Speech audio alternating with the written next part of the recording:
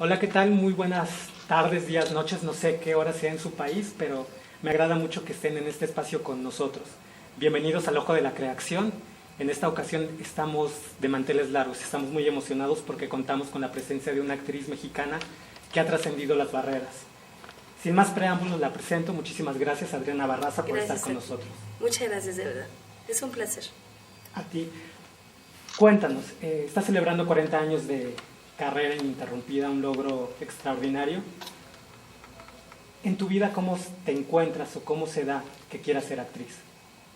La verdad es que voy a tomar un precepto que no es de Sergio Jiménez, pero que él lo decía mucho, que era que la vocación no la eliges tú, sino que la vocación te elige a ti. Yo no quería ser actriz, ni me imaginaba actriz, nada. Yo lo que quería era ser bailarina de ballet. Entonces, cuando tuve que elegir una actividad en la preparatoria a los 16 años, en septiembre justamente, por eso es que hago realmente el festejo en todo lo que es septiembre, tuve que elegir entre ballet clásico, teatro o básquetbol. Sí, era rara, ¿no? Pero eran esas tres. Y entonces claro que corrí a la fila de ballet clásico, pero como nunca fui buena en deportes, pues llegué tarde. Okay. Y estaba lleno, entonces nada más me quedaba o teatro o básquetbol. Pues obviamente dije, bueno, está bien teatro. Pero en el momento en que me paré por primera vez, me di cuenta que lo que yo quería era expresarme. Mira, después de 40 años, y de eso se trata mi monólogo, independientemente que obviamente el pretexto es contar qué es lo que ha sucedido durante 40 años, y especialmente anécdotas que pueden ser divertidas y entretenidas para el espectador, como puede ser todo lo que fue el Oscar para mí, etc. La situación es que el impulso creativo que uno tiene y que es el que hace desde que se inicia el lenguaje o cualquier cosa, en este caso el impulso creativo escénico, tiene que darse, no importa si tú tienes dinero, no tienes dinero, si te pagan, no te pagan, si estás en un lugar muy famosa o no, no importa. Lo más importante es que tengas un concepto en el escenario, que pongas en práctica tu impulso creativo. Después de eso, pues puede pasar cualquier cosa. Claro, pero esa reflexión llegaste, supongo, después de toda la experiencia y de muchísimo... Sí, pues es como todas las cosas, ¿no? Ya sabes que no se inventa primero un nombre y luego viene todo lo que es el concepto, sino que primero hay conceptos. Uno quiere hacer algo, pues como los impresionistas, ¿no? No dijeron, vamos a ser impresionistas y luego hicieron algo, sino que hicieron algo, un grupo de personas que se juntaron por sus preferencias y finalmente, en el caso de los impresionistas es muy, muy gracioso y me encanta la anécdota, finalmente un crítico, por decir cosas feas de ellos, puso, estos impresionistas, ¿no? Y bueno, les dio un título, así también creo que en este caso fue. Sí, después de 40 años yo puedo reflexionar, especialmente con mi hija, porque nos gusta tener muy buenas pláticas acerca de todo lo que es, pues desde el mito, el rito, un montón de cosas que nos gusta platicar. Como de la mística, ¿no? Sí, eso sería como algo muy necesario, pero básicamente te diría que en cuanto al rito y al mito, que tiene que ver con lo ancestral del ser humano. Entonces decía, hablando de lo que podría ser este festejo y este monólogo, decía, ¿para qué sirve tu monólogo, mamá? Porque no puede ser que tú te pares y cuentes anécdotas, porque eso es como invitar a un amigo a un café, pues les invitas a un café y ya. Pero si uno es actor, tiene que venir al escenario a tratar de hacer algo que sea lo más universal posible. Entonces, yo sé que de todas maneras hablar de la vida de un actor, pues es acotado, porque obviamente los actores van a tener una lectura más amplia de lo que estás haciendo en el escenario, ¿no? Pero queríamos que fuera algo que pudiera concernirle a quien fuera, independientemente de que uno sea actor o sí o lo que fuera, sino que viera un ser humano que tiene que expresarse de la manera en que sea, como cualquiera de nosotros, y también tratar de tener conceptos en el escenario que son para todos, como por ejemplo, después de un rato que tienes en tu vida, ¿qué es lo que realmente has atesorado? ¿Para qué te sirve? ¿No? ¿Qué es lo que te va a quedar? ¿Qué es lo que estás haciendo todos los días por dejar algo? yo en un momento dado digo, estoy hablando de trascendencia, no de muerte. Claro. Entonces, no es, porque para mí la trascendencia no es, oh, bueno, vamos a dejar estatuas y a decir cosas importantísimas o a ser famosísimos, no, sino como ser humano, la trascendencia que tienes, lo que tú estás haciendo simplemente para tu familia, tus hijos, sino para qué viniste, ¿no? Claro, qué hermoso. Y ese tipo de conceptos, aparte de trascender, como esta también idea que manejas en tu obra, del impulso que nunca para, ¿no? Así es. Cuando decías ese texto me vino la imagen de una espiral. Entonces, para mí eso es como muy bello. Y también una parte muy bella de tu obra es cuando hablas de tus maestros. Ah, sí. ¿No? Supongo que para que haya esta búsqueda y este entendimiento de estos conceptos, hubo guías muy importantes en tu vida. Sí, Cuéntanos un absolutamente. poco sobre tu formación y sobre tus maestros. Mira, mi formación fue pues muy a lo que había, porque los 2 primeros maestros de los que yo hablo, pues estábamos en una universidad con muy pocos recursos. Éramos siempre el grupo, no el oficial, sino el otro. Así que, pues no necesariamente teníamos apoyo, es así. El otro día nos reíamos con las mismas autoridades de la universidad, porque, pues bueno, 40 años después, pues la gente cambió. Pero era increíble, porque hacíamos teatro en una ex discoteca que se llamaba Los Jaguares, en donde pues la gente del barrio, que era muy brava, es un barrio bravo, en esa época más. ¿Estudiaste aquí en la Ciudad de México? No, jamás, ojalá hubiera yo podido venir, mi papá me hubiera matado. No, yo estudiaba ciencias químicas y nunca dejé de hacer teatro desde la preparatoria, ¿no? Y hacía teatro ahí en las noches, después de estudiar o de trabajar o de lo que fuera. Nunca dejé de hacer teatro. Yo he trabajado de lo que sea y siempre estuve en el teatro. Ni siquiera cuestionándome si era buena o mala. No me importa. Ni siquiera por el placer, era que yo tenía que estar en el teatro. Yo ahora me puedo dar cuenta que realmente tenía que estar, expresarme, hacerlo. Ahora, pero en ese momento ni siquiera me cuestionaba, no era una cuestión de pensar nada. Era simplemente de que yo sabía que tenía que estar en mi grupo de teatro, chao. Ya, donde fuera en Chihuahua, en Toluca, en donde fuera, no importaba. Entonces, pues, si no me pagaban, pues qué me importa, porque ya fue que yo vivía de otra cosa, ¿no? Entonces, si era mala o buena, pues ¿y qué? Porque cuando tú haces teatro por amor al arte, simplemente, como no hay costo, pues no importa si lo haces bien o mal, bueno, pues tendrás un eco, obviamente, de que lo hagas bien o mal o regular, pero finalmente tienes que estar en el escenario. Ahora, mis maestros, yo hablo especialmente de 4. Evidentemente debo de haber tenido más, pero son los 4 maestros que a mí me influyeron, que me enseñaron. El primero, que es José Trinidad de Aguilar Ramírez. El segundo, que fue Esbón Gamaliel, que fue realmente no solamente mi maestro, sino que realmente fue mi amigo, mi hermano. Yo vivía algunas veces en su casa, éramos muy desposeídos, todos los que estábamos en ese grupo. Entonces era cuando más hambre había, ¿no? Bueno, también después, pero sí eran épocas muy difíciles. Pero fíjate que él me enseñaba cosas increíbles. Yo te decía que tomábamos clases en esta ex discoteca que se llamaba, ahora se llama Teatro Los Jaguares. Ya lo tiraron, va a ser una cosa muy bonita. Pero el barrio pues no nos quería, entonces nos rompió todos los vidrios.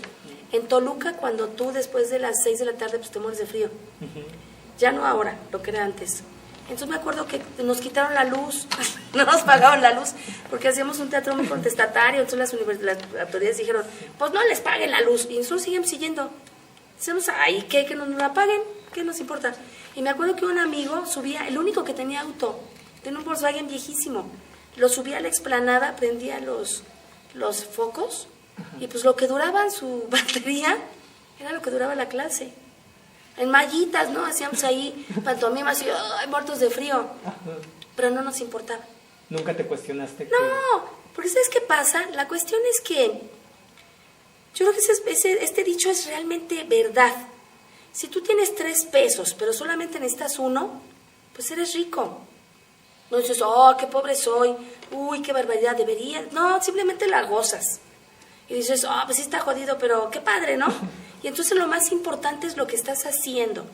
Lo otro pues es como tangencial. Si tienes para comer o no tienes para comer, pues es como, ¿y qué? Más bien lo que logras es buenísimo. Ay, mira, logré esto. Oye, Miguel Jaimes va a subir su coche. ¡Ah, qué padre! Y luego pues todos empujábamos para que se volviera a cargar la batería, era un relajo. pero todo era diversión. Entonces, cuando uno va creciendo, a veces esa diversión se convierte en algo muy solemne, en que ya tienes que pagar tu renta. Yo creo que igual puedes pagar la renta con diversión. Sinceramente sí, es como actitud de vida. Entonces luego, fíjate, mi tercer maestro, al que yo considero mi maestro, fue el maestro Saavedra en Chihuahua, en donde yo llegué a otra universidad que tenía mucho dinero. Y entonces yo me sorprendía de todo lo que eran nuestros montajes, ¿no? La Escuela de Bellas Artes, donde había de todo, había coros de niños de 50 niños. Entonces eran montajes espectaculares. Ibas a los festivales internacionales, otra cosa. Y mi último maestro es Sergio Jiménez. Con Sergio Jiménez yo había visto pues diferentes técnicas por aquí, por allá, etcétera, pero con Sergio Jiménez realmente empecé a tener una educación muy académica. Ajá. Porque aparte de lo que él me enseñó a ser maestra. Yo ya era maestra, pero él me enseñó pedagogía, cómo ser maestra. No solamente los conceptos de la actuación formal, que es mi tipo de actuación, sino cómo enseñar en general.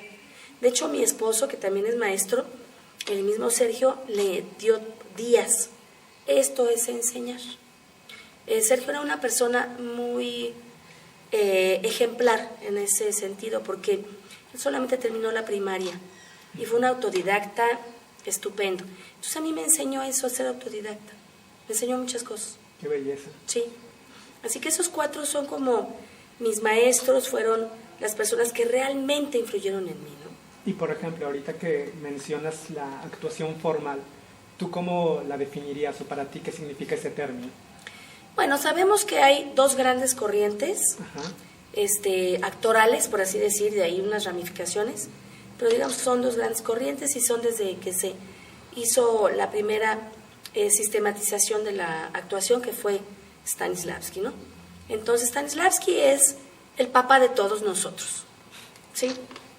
Porque si tú estudias realmente Stanislavski, pero en toda su etapa, en todo lo que él hizo, no solamente hasta la vivencia, porque lo que sucede con los americanos, en este caso Shel Crawford y Meisner, son los que fueron, y después cuando se une Strasberg, que solo fue lo que le platicaron los otros 2,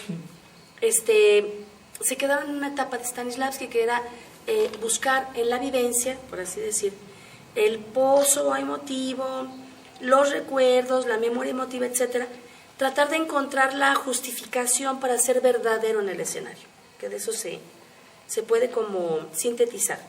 Claro, hecho de una manera espectacular, porque te digo, si tú de verdad estudias, dices, qué increíble, de verdad toda su investigación, Stanislavski es una belleza. Lo que sucede es que Stanislavski viene a América, creo que es con el Jardín de los Cerezos especialmente, y entonces lo ven los americanos, se les parece fantástico, y después se van a París, que es donde ellos se encuentran, a ver cómo había hecho que el actor en el escenario fuera tan verdadero. No se viera la actuación, sino que fuera verdadero. Y entonces finalmente les platica, les hace unos esquemas, y ellos se regresan a América, pero Stanislavski se va a Rusia y termina con los años de pensar en la actuación. Y él termina diciendo que lo realmente importante ya no es la vivencia, sino son las acciones físicas, que son la partitura de acciones físicas especialmente. Digamos que ahí es como una parte de actuación formal. Ya no busquemos en el pozo emotivo personal del actor con fecha, nombre y evento específico, sino que tomemos la experiencia del ser humano, porque ha vivido simplemente, y vayámonos a qué es lo que hace. Y entonces surge el término, el personaje es más por lo que hace que por lo que dice. Yo puedo ser como papá, niño, pero ¿cómo crees que vas a fumar, niño? Y yo estoy fumando. ¿Quién soy yo como papá? Pues un incoherente, porque yo estoy poniendo un ejemplo de lo que son mis acciones y entonces creo en una confusión en mi hijo, etc. Es un ejemplo muy pedestre, pero no sirve. Entonces, la actuación formal es aquella que se basa en el conocimiento del ser humano para que haya una anchurosidad en cuanto a la representación. lo que se quedó como vivencia americana especialmente Lee Strasberg, porque después Shirley Crawford y luego Meissner hicieron sus propias interpretaciones, propias investigaciones. Y también Strasberg. Sus aportaciones. Sí, sus aportaciones. Y cada uno va modificando, ¿no? Es como la técnica. No hay una técnica pura. Finalmente el actor va a tener fragmentos de todo. De lo que le conviene, de lo que le es cómodo. Claro. De lo que le permite resolver su situación dramática. Entonces, finalmente, la actuación formal es este conocimiento humano que te permite, ahora sí voy a ir a Sergio Jiménez, especialmente a tener un banco de datos, que así lo llamaba él. Son términos que él usaba y que yo procuro también seguir esa terminología, porque es una terminología muy exacta que le puede quedar muy bien, muy bien puesto al actor en su cabeza. Y aparte mexicana, ¿no? Que es importante. Sí. Bueno, no sé. Bueno, mira, lo que pasa es que Sergio Jiménez hizo una gran investigación de americanos, de rusos, de lo que tú quieras, porque era un investigador nato, de verdad. Él hizo 5 libros de investigación acerca del espacio escénico, dirección escénica y actuación, dividido en diferentes libros. Entonces, en cuanto a lo que tiene que ver con la actuación, y con sus clases de actuación, era investigar, pero luego pensar y reelaborar, y luego traer elementos, bases, conceptos.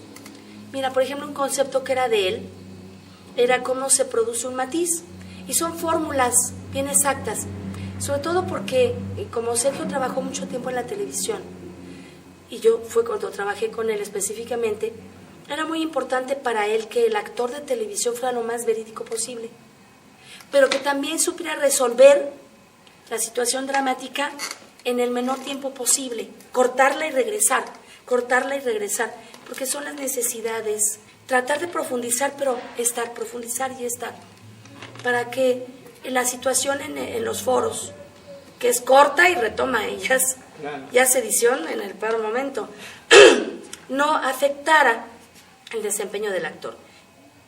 Es la técnica que yo aprendí finalmente como una técnica, y que después de haber pasado por muchos experimentos, verdaderas cosas, etcétera, durante muchos años, fue la que me permitió a mí finalmente, cuando yo llego a Babel, hacer lo que yo tenía que hacer, tratando de encontrar la velocidad mayor en este trabajo, pero también cortar y hacer, porque Alejandro González Iñárritu tenía una manera de filmar, o por lo pronto fue así en Amores Perros y en Babel, que como él filma 1 minuto diario, entonces puede hacer muchos emplazamientos, claro, y de cada emplazamiento puede ser que haga a veces hasta 10, 15, 20 tomas. ¿Cómo haces para que tu personaje entonces pueda revivir y revivir y revivir? Tú como actor ni te desgastes, ni ya no sepas de dónde agarrar la emoción, o de dónde agarrar, o dónde te quedaste, cómo profundizaste, qué le pasa, etcétera. Yo creo que Alejandro González Iñárritu es uno de los más increíbles directores de actores que yo he conocido. Yo no sabía bien qué quería él cuando me dirigió en Amores Perros. ajá, Cuando yo me senté y vi la película, dije, ya entendí, él lo que quiere es desdramatizar, para que parezca documental. O sea, no hay nada más verdadero que un documental. Cuando iniciamos Babel, me acuerdo que estábamos el día anterior cenando Gael, Alejandro y yo, y le dije, mira, Alejandro, la vez pasada fue así como conflictivo, porque yo dije, no, a este director no le gusta nada. Y dice Gael, sí, es cierto. Y entonces, él se siente muy apenado porque es un director que ama a los actores. Entonces, en ese momento yo le dije, como ya entendí, te quiero decir que va a ser la fiesta de la actuación.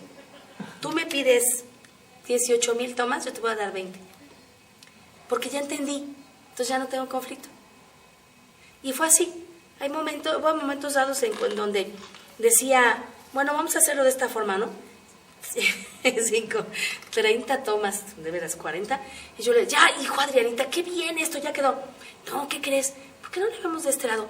Estás más loca que yo. Pues sí, vamos a ver. Ya le dábamos. No, buenísimo lo que pediste, pero a esto hay que aumentarle. Ya era una locura. Fue la fiesta, la diversión. Te lo juro, la diversión. Fue increíble haber hecho esa película. No solamente el resultado, pues obviamente, el resultado uno nunca sabe, la verdad. Yo el proceso lo pasé excelente. Entonces, regresando a la técnica, si yo no hubiera tenido esa técnica, no hubiera podido hacerla como la hice. ¿Quién sabe cómo lo hubiera hecho? Mejor, peor, regular, de todo saber. Pero como la hice, no. Oye, qué interesante. Y ahorita ya que introduciste tu trabajo en cine, si alguien te pregunta el trabajo del actor en cine, ¿de qué va? ¿Tú qué le contestas? ¿Es lo mismo que hacer teatro? Porque hay, al menos aquí en México sigue habiendo la discusión de etiquetar a los actores su trabajo, ¿no? Pero eso es por otra razón. Bueno, primero yo te contesto mi concepto. La actuación es una. La actuación es tratar de que en el escenario sucedan, ya sabemos, ¿no? Hay tantas descripciones de lo que puede ser actuación. Pero para mí, yo te diría, para mí, Adriana Barraza, es tratar de que en el escenario sucedan eventos, que sabemos que son ficticios, ahí tomo una parte de lo que son ya los conceptos estudiados, pero que veas a seres humanos, no personajes, seres humanos, interactuando, para que cuando los veas, realmente te llegue. Independientemente de que tú sabes que es actuación, pero que realmente te llegue el conflicto que tú estás presenciando. Entonces, como la actuación es una, porque la veracidad tiene que ser, si tú haces teatro griego, pues haces, no sé, tragedia, o si haces una tragedia isabelina, o si haces una pieza norteamericana, o si haces teatro costumbrista mexicano, lo que tú quieras. Si eres un tomate en una obra de teatro infantil, o el lobo, no importa lo que seas, tú tienes que ser verídico, tienes que ser de verdad. Entonces, yo lo único que creo es que las técnicas para poder expresarse cambian, ya no tanto, desde que yo estaba en Argentina me di cuenta de otras cosas, pero evidentemente en el teatro tenemos que proyectar la voz, saber proyectar la voz, tenemos que amplificar nuestra gestualidad, pero no en esto, sino de amplificar cuerpo, cosas. Y no necesariamente, porque yo puedo hacer un teatro muy realista y estoy tranquila como una señora normal.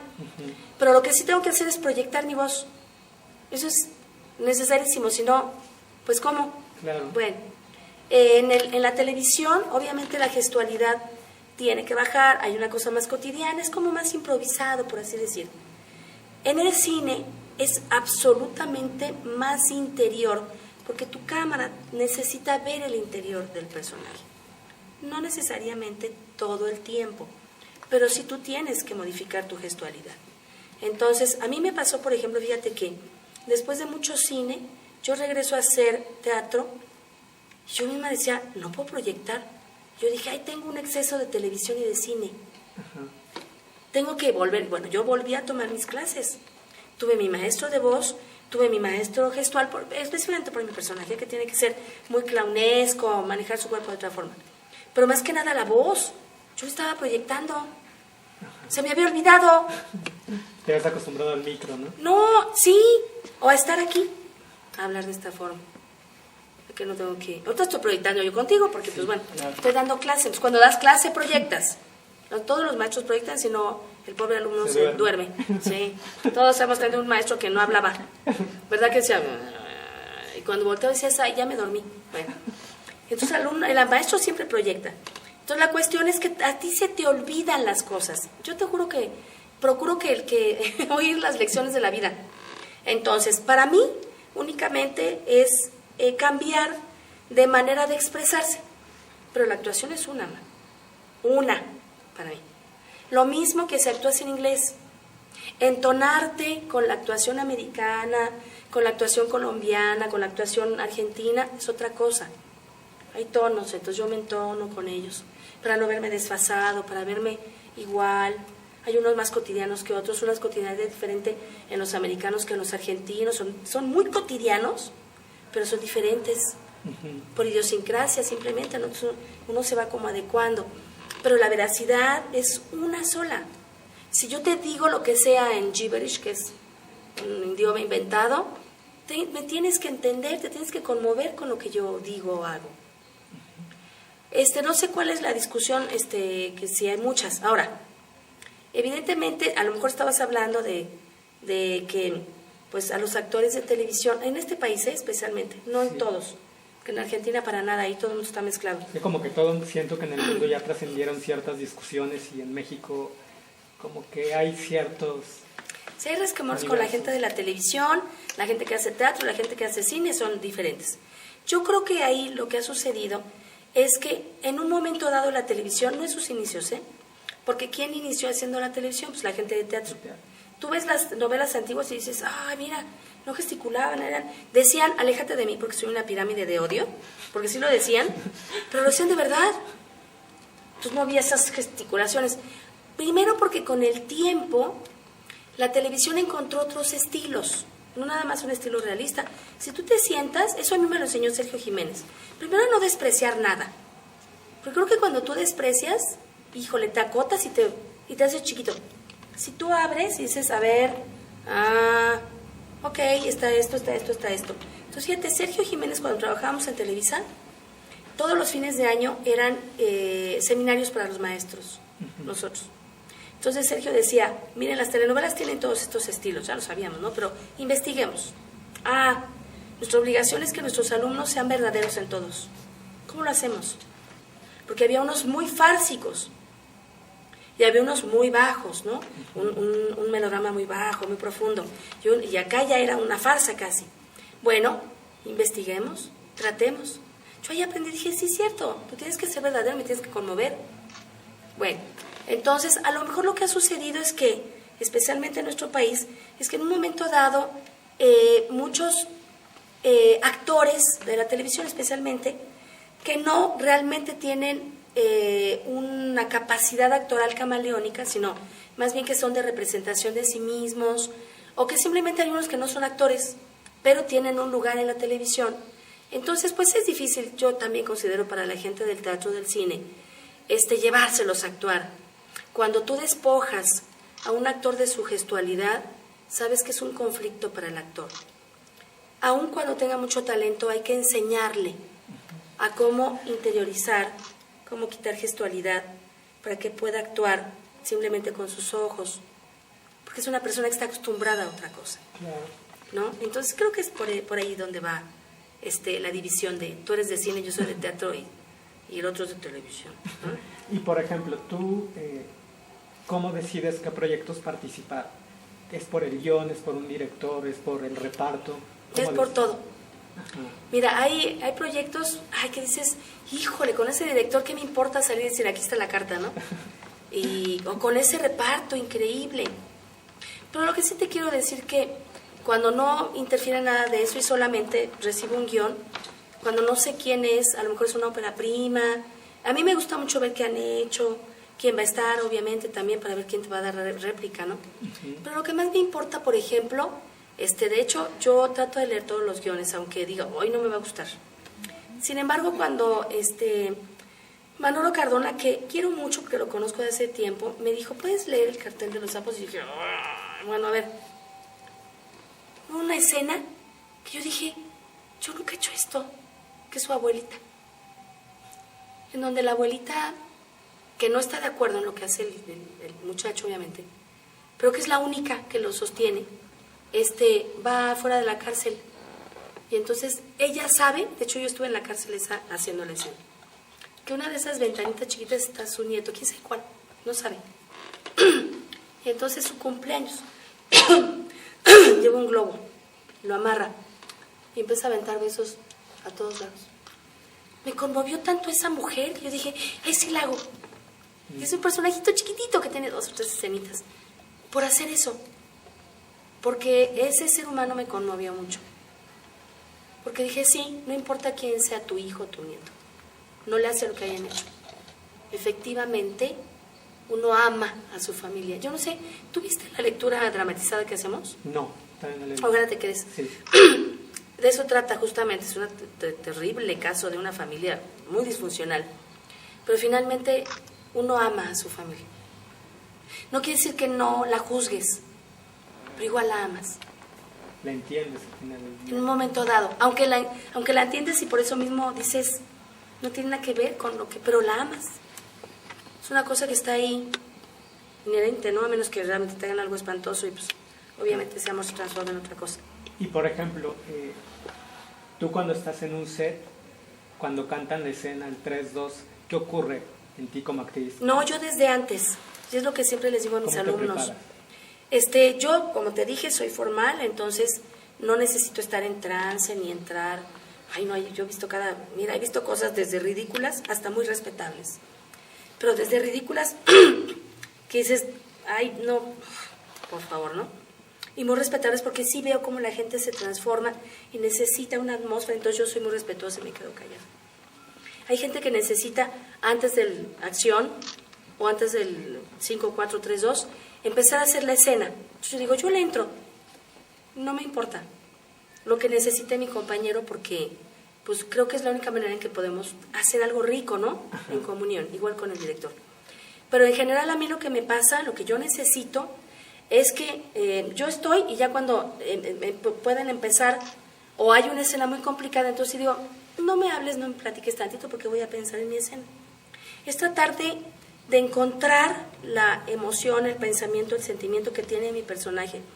Mirar al otro y aplicar mis 5 sentidos, que es una cosa completamente stanislavskiana. Realmente.